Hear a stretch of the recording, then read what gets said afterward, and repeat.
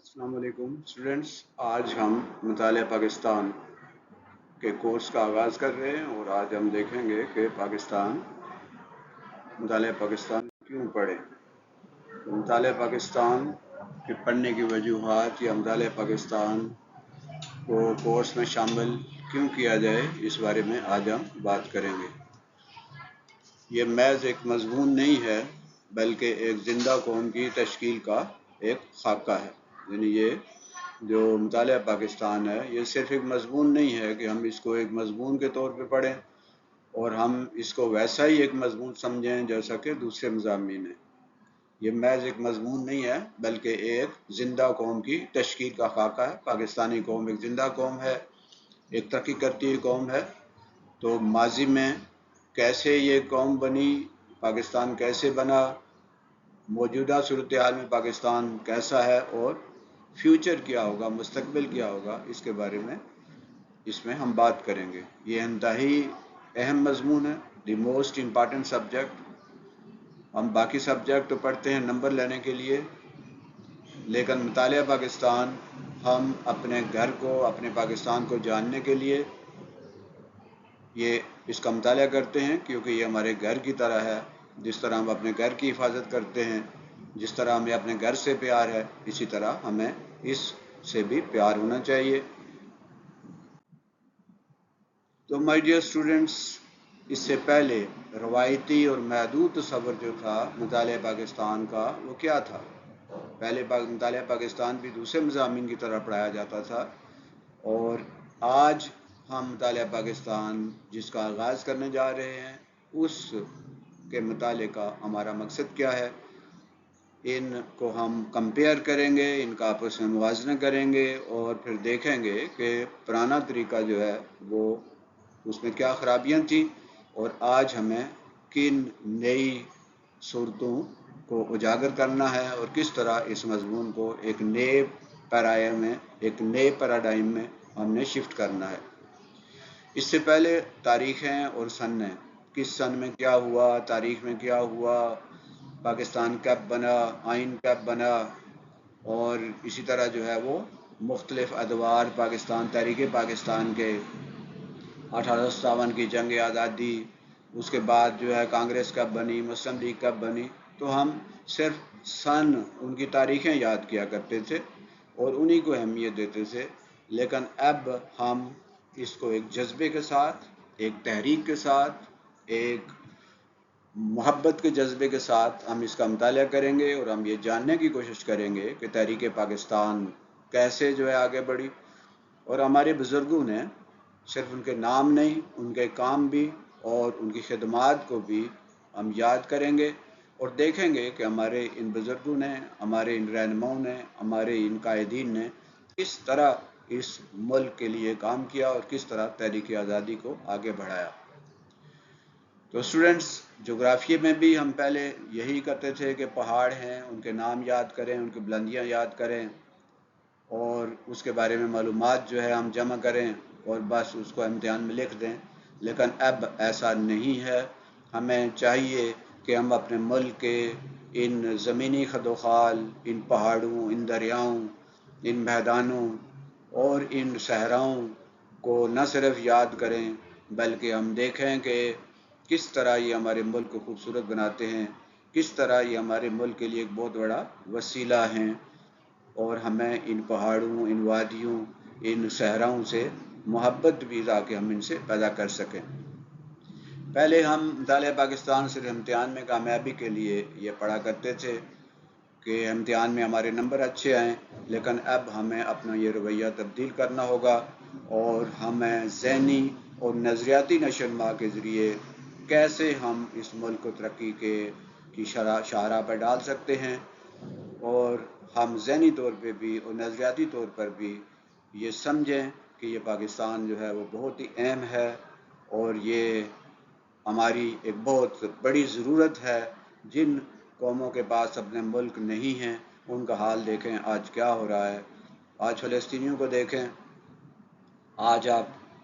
मकबूजा कश्मीर के लोगों को देखें, दुनिया भर में जिन लोगों के पास अपना वतन, अपना मुल्क नहीं है, वो लोग इंतहाई मुश्किल में हैं।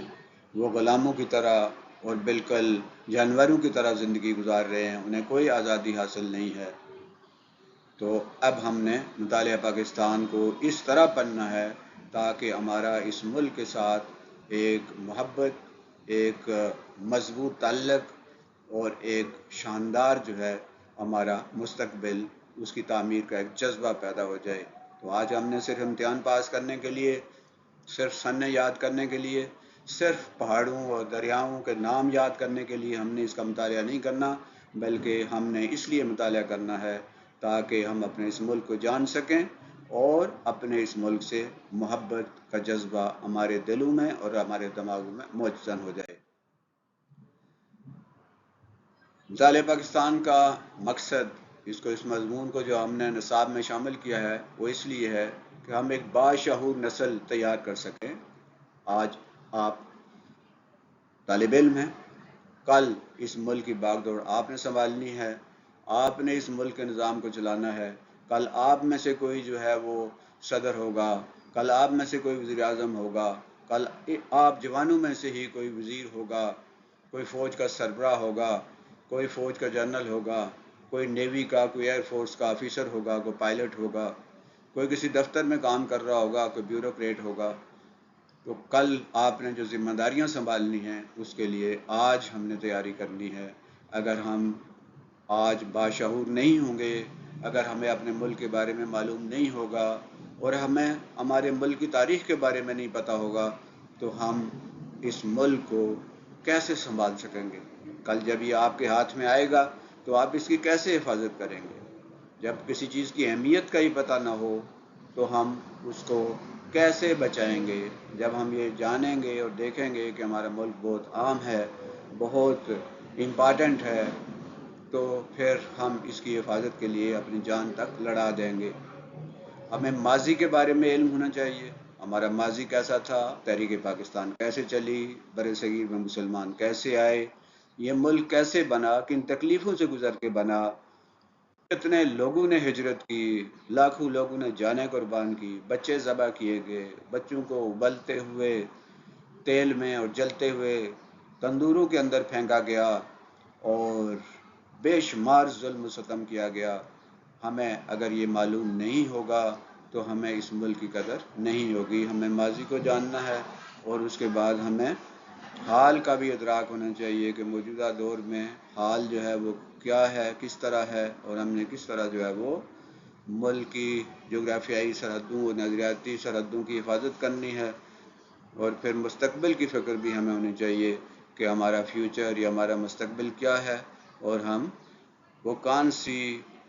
تعلیم حاصل کریں اور کس طرح جو ہے حب الوطنی اپنے اندر پیدا کریں، باشعور شہری ہماری ذمہ داریاں کیا ہیں، اس کے بارے میں جب تک ہمیں معلوم نہیں ہوگا ہم مطالعہ پاکستان کو اس طریقے سے نہیں پڑھ پائیں گے۔ مائی ڈیئر اسٹوڈنٹس، ہر قوم کی، ہر شخص کی، ہر ادارے کی ایک شناخت ہوتی ہے،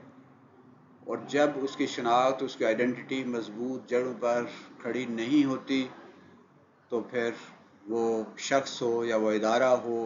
یا وہ ملک ہو یا وہ قوم ہو، وہ تباہ ہو جاتی ہے۔ ہمیں اس بات پر فخر ہے کہ پاکستان جو ہے اس کی شناخت بہت مضبوط ہے۔ یہ پاکستان آج نہیں بنا تھا۔ قائد اعظم نے کہا تھا کہ جب یہاں پر پہلا جو ہے وہ ہندو مسلمان ہوا تھا تو اسی وقت پاکستان بن گیا تھا۔ تو ہماری ایک مضبوط ثقافت ہے، ہماری جو ہے وہ ثقافت جو ہے، جیسے آپ دیکھتے ہیں تو مانجو داڑو 5000 سال ٹیکسلا کی جو ثقافت ہے، ساہیوال جسے ہڑپا، یہ علاقے جو ہیں یہ پتہ چلتا ہے کہ یہ تو ہزاروں سال، 5000 سال، 6000 سال پرانی تہذیب ہے، ہماری ثقافت ہے۔ تو ہمیں پتہ ہونا چاہیے کہ ہماری ثقافت کیا ہے، ہمارا ماضی کیا ہے، ہمارے بڑے، ہمارے بزرگ جو ہیں کتنے عظیم تھے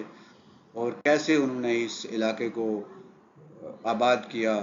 ہمیں معلوم ہونا چاہیے کہ محمد بن قاسم جو ہے وہ یہاں پر آئے اور انہوں نے یہاں پر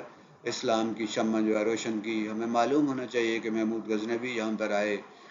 اور بر صغیر میں جو مسلمان حکمران آئے انہوں نے یہاں پر مال و اسباب لوٹا نہیں ہے۔ انگریز یہاں پر آئے، وہ یہاں سے سب کچھ لوٹ کر لے گئے، خود واپس چلے گئے، یہاں ہمیں سڑکیں اور لائن چند ایک جو ہے وہ ریلوے لائنیں ہمیں نظر آتی ہیں اور ہم ان کی تعریفیں کرتے ہیں، لیکن جو کچھ یہاں سے لوٹ کر لے گئے وہ ہمیں معلوم نہیں ہے۔ کھربوں ڈالر جو ہے وہ یہاں سے ہندوستان سے وہ لوٹ کر لے گئے، لیکن مسلمان جب اس ملک میں آئے تو وہ یہاں سے لوٹ کر واپس نہیں گئے، وہ یہی کے ہو کے رہ گئے۔ ظہیر الدین بابر آئے تو وہ یہیں پہ رہے، ان کی نسلیں ادھر ہی رہی، انہوں نے جو کچھ اگر یہاں سے حاصل کیا تو انہوں نے اسی ملک میں حاصل کیا۔ آج پاکستان ہندوستان کے طول و عرض میں آپ دیکھیں تو جو آپ کے عمارتیں، جو پل، جو راستے، جو وسائل اور جو ترقی آپ کو نظر آ رہی ہے، یہ ان مسلمان حکمرانوں کی تھی۔ تو وہ انگریزوں کی طرح نہیں تھے، آئے لوٹے مال لوٹا گسوٹا اور یہاں سے واپس چلے گئے اور اپنے ایجنٹ جو ہیں یہاں چھوڑ کر چلے گئے، بلکہ مسلمان جہاں جب آئے انہوں نے یہاں پہ فتوحات حاصل کی تو وہ یہی کے ہو کر رہ گئے، انہوں نے اسی علاقے کو اپنا وطن بنا لیا۔ تو یہ ہمیں معلوم ہونا چاہیے، ہمیں اس پر فخر ہونا چاہیے۔ پھر ہمیں تحریک پاکستان کے بارے میں معلوم ہونا چاہیے کہ تحریک پاکستان جو ہے وہ کتنی قربانیوں کے بعد حاصل ہوا، کیسے جو ہے لوگوں نے قربانیاں کی، کس طرح قائد اعظم محمد علی جناح نے دن رات محنت کی، کیسے علامہ اقبال نے لوگوں کے اندر جوش و جذبہ پیدا کیا، کیسے سر سید احمد خان جو ہیں اور شاہ ولی اللہ اور دوسرے بزرگوں نے اس تحریک کی بنیادیں مضبوط کی۔ آج ہم جو آزادی سے ملک میں رہ رہے ہیں تو ہمیں ان لوگوں کی، ان عظیم شخصیات کی خدمات کو سامنے رکھنا چاہیے۔ نظریہ پاکستان کے بارے میں ہمیں معلوم ہونا چاہیے، کیونکہ یہ وہ خاکہ ہے جس پر یہ ملک کھڑا ہے۔ ہم اس کے بارے میں تفصیل سے آگے چل کر بات کریں گے کہ نظریہ پاکستان کیا ہے، وہ کیسے تخلیق پذیر ہوا، اس کے عناصر کیا ہیں، اس کے ماخذ کیا ہیں۔ تو نظریہ پاکستان ایک نظریہ ہے، ایک آئیڈیالوجی ہے، ایک بنیاد ہے جس پر یہ پاکستان کھڑا ہے۔ یہ محض یہ خطہ جو ہے، ہم نے ایک جغرافیائی خطہ حاصل نہیں کیا تھا، ہم نے صرف زمین کا ایک ٹکڑا حاصل کرنے کی کوشش نہیں کی تھی، بلکہ ہم ایک ایسا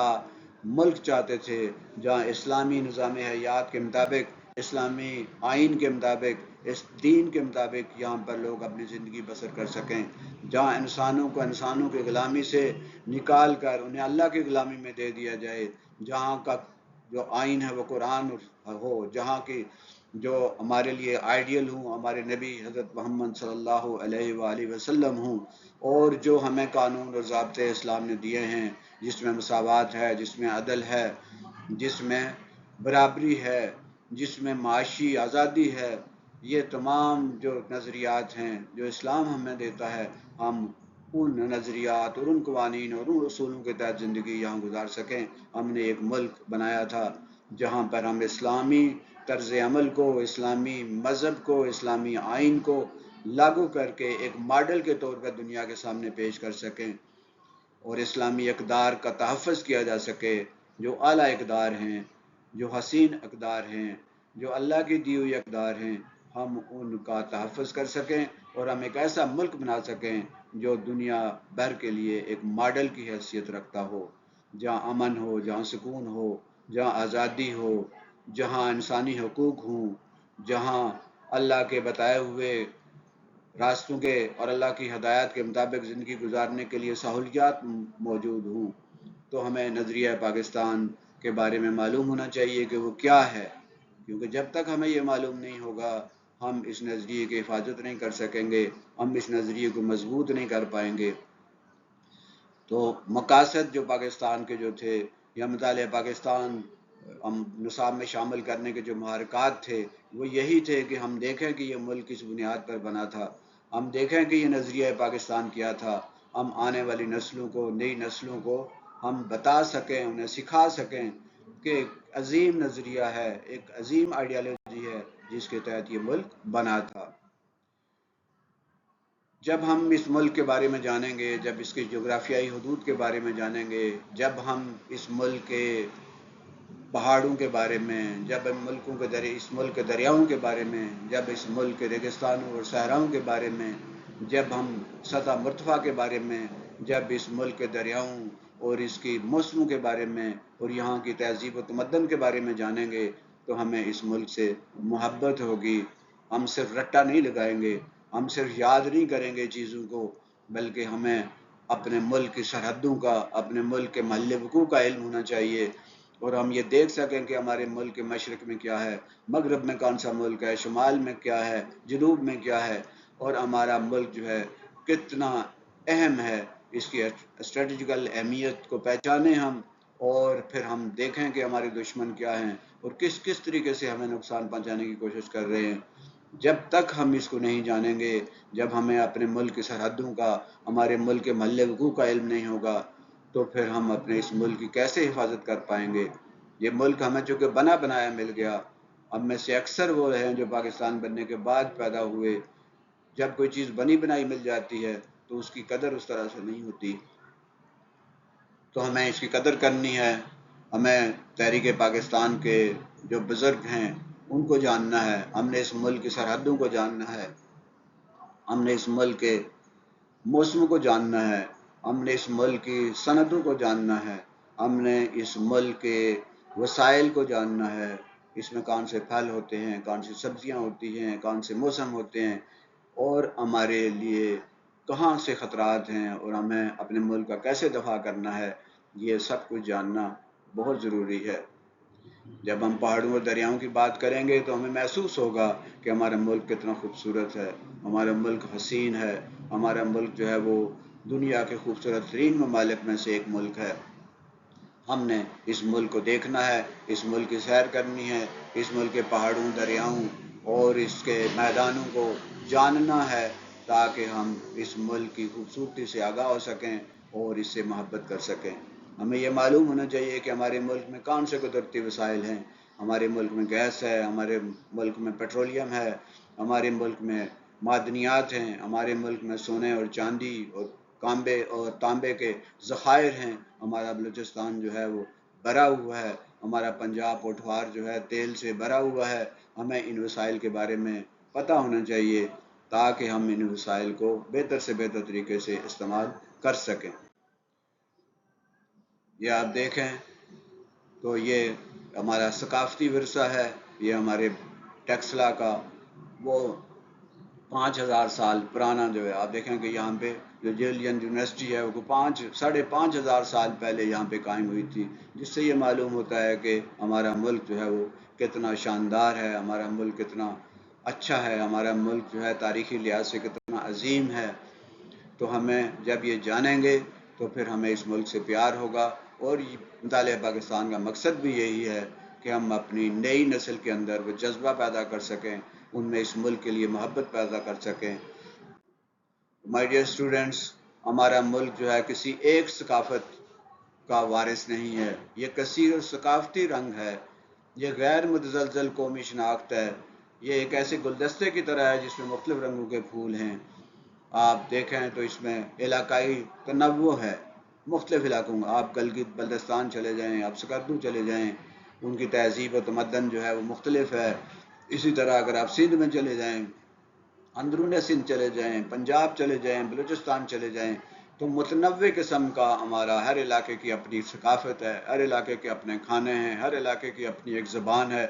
اور اس طرح یہ گلدستہ بنتا ہے۔ آپ دیکھیں گلدستہ جس میں سارے رنگ ایک ہی، سارے پھول ایک ہی رنگ کے ہوں، تو وہ گلدستہ اتنا خوبصورت نہیں ہوگا، لیکن ایسا گلدستہ جس میں سرخ بھی ہیں، نیلے بھی ہیں، جس میں پیلے بھی ہیں، جس میں زرد رنگ کے بھی پھول ہیں، تو ایسا گلدستہ کتنا خوبصورت گلدستہ ہوگا۔ تو ہمارا ملک جو ہے اس میں علاقوں کے جو ثقافت ہے وہ مختلف ہے، ان کی بولیاں مختلف ہیں، ان کا رہنے سہنے کا طریقہ مختلف ہے، ان کے کھانے مختلف ہیں، اور اس طرح یہ خوبصورت گلدستہ بن جاتا ہے۔ ہمیں یہ جاننا ہے، ہمیں ایک دوسرے کے خلاف باتیں کرنے کے بجائے، ہمیں ایک دوسرے کا مذاق اڑانے کے بجائے، ہمیں اس گلدستے کو جوڑنا اور اس گلدستے کو مزید تقویت دینے کی کوشش کرنی ہے۔ مختلف تہذیبیں اس ملک میں آباد رہی ہیں، اس میں ہندو تہذیب رہی ہے، اس میں بدھ تہذیب کے آثار آپ کو ملیں گے، اس میں عیسائی جو ہیں وہ یہاں پہ رہے ہیں، اس میں مسلم تہذیب آپ کو ملے گی، اس میں منگولوں کی تہذیب ملے گی، اس میں سکندر اعظم جو ہے اس علاقے میں آیا ہے اس دور کے آثار آپ کو ملیں گے، اس میں ظہیر الدین بابر سے لے کر شیر شاہ سوری سے لے کر بہادر شاہ ظفر تک، اور اس کے بعد جو ہیں ان تہذیبوں کے رنگ یہاں پر مختلف علاقوں میں موجود ہیں۔ مختلف زبانیں ہیں ہم نے جیسے کہا، اس میں پشتو ہے، اس میں سندھی ہے، اس میں بلوچی ہے، اس میں پنجابی ہے، اس میں پٹواری ہے، اس میں سرائکی ہے، اس میں بروہی ہے، اس میں پہاڑی ہے۔ تو مختلف زبانوں کا یہ ایک گلدستہ ہے جس میں ہر زبان اپنی جگہ پہ خوبصورت ہے، ہر زبان اپنی جگہ پہ بہترین ہے۔ ہم نے ان میں ایک خوبصورتی اور ان میں ایک جوڑ تلاش کرنا ہے اور باہم اتفاق اور محبت سے رہنا ہے۔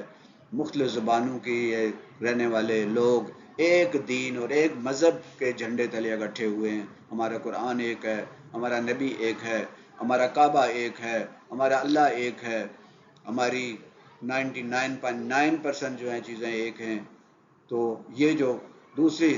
چیزیں ہیں، زبان کا اختلاف ہے، لباس کا اختلاف ہے اور اس کے بعد یہ جو فرق ہے، یہ ایک گلدستے کی طرح ایک خوبصورت جو ہے وہ گلدستہ ہے، اور ہمیں اس بات پر خوشی ہونی چاہیے کہ ہمارا ملک جو ہے وہ مونولنگول نہیں ہے، کوئی ایک زبان نہیں ہے اس میں، بلکہ ہر علاقے کی ایک الگ زبان ہے، اور اس طرح ہمارا ملک جو ہے زبانوں کا ایک خوبصورت جو ہے وہ ایک گلدستہ ہے۔ لسانی اور علاقائی فرق ہمیں ایک دوسرے سے جوڑتا ہے، ہمارے اندر اتحاد اور نظم و ضبط پیدا کرتا ہے، ہمارے اندر حب الوطنی کا جذبہ پیدا کرتا ہے۔ تو مطالعہ پاکستان کا مقصد یہی ہے کہ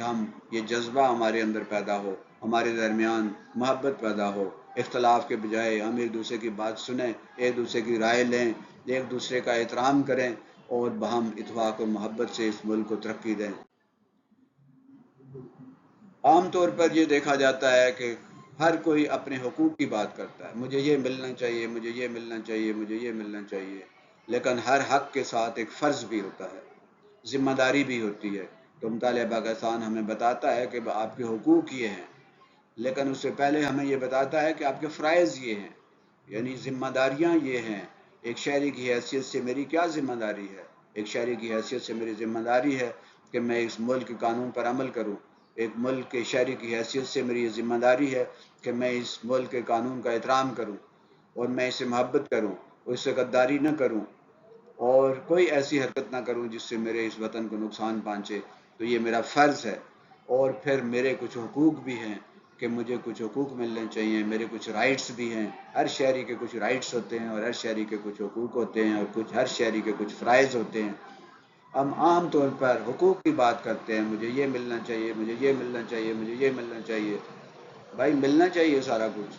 لیکن ہماری کچھ ذمہ داریاں بھی ہیں، ہماری فرائض بھی ہیں۔ میرا یہ حق ہے کہ میری گلی صاف ہو، لیکن میرے یہ فرض بھی تو ہے نا کہ میں اپنی گلی میں گند نہ پھیلاؤں۔ میرا یہ حق ہے کہ مجھے باحثیت طالب علم صحیح پڑھایا جائے، لیکن میرے یہ فرض بھی تو ہے نا کہ میں باحثیت طالب علم جو ہے ایک اچھا طالب علم بنوں۔ میرے والدین کا فرض ہے کہ وہ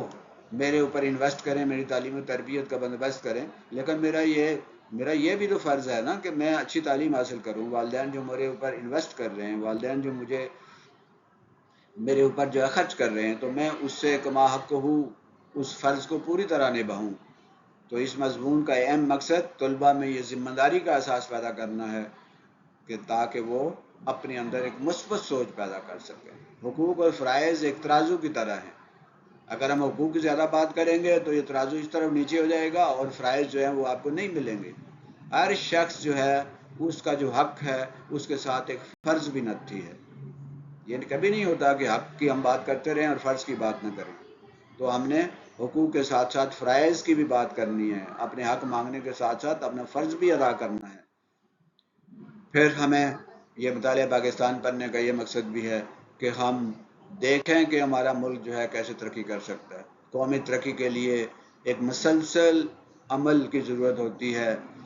اور اس کے لیے حب الوطنی کی ضرورت ہوتی ہے، اس کے لیے یکجہتی کی ضرورت ہوتی ہے، اس کے لیے لسانی اور علاقائی اختلافات سے بالا تر ہو کر ایک قوم جو ہے بننا ہوتا ہے۔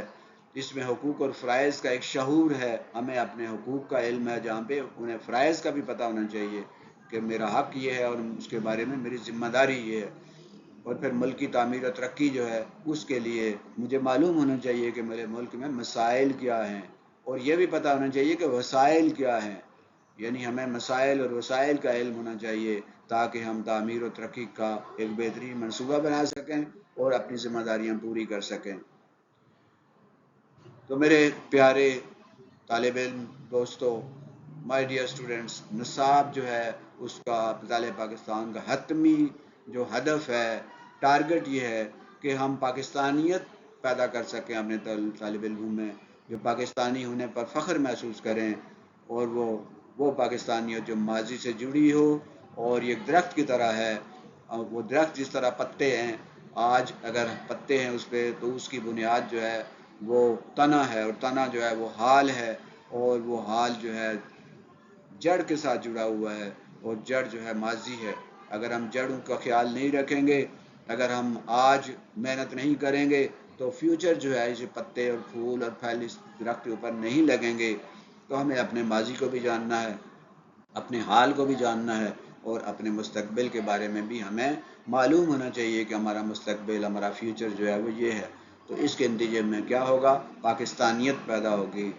پاکستانیت اگر ہمارے اندر نہیں ہے اور ہمیں اس ملک پر فخر نہیں ہے تو پھر ہمیں اس ملک میں رہنے کا کوئی حق نہیں ہے۔ کسی نے صحیح کہا، لو پاکستان اور لیو پاکستان، یا تو پاکستان سے محبت کرو یا پاکستان سے نکل جاؤ، یہاں سے چلے جاؤ۔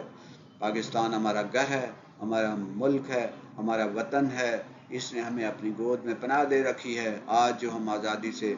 بیٹھے ہیں، آزادی سے پڑھ رہے ہیں، آج جو ہم آزادی سے یہاں سانس لے رہے ہیں، تو یہ اس پاکستان کی وجہ سے ہی ہے۔ ہمیں اس کی قدر کرنی ہے اور ہمیں پاکستانی ہونے پر فخر کرنا چاہیے۔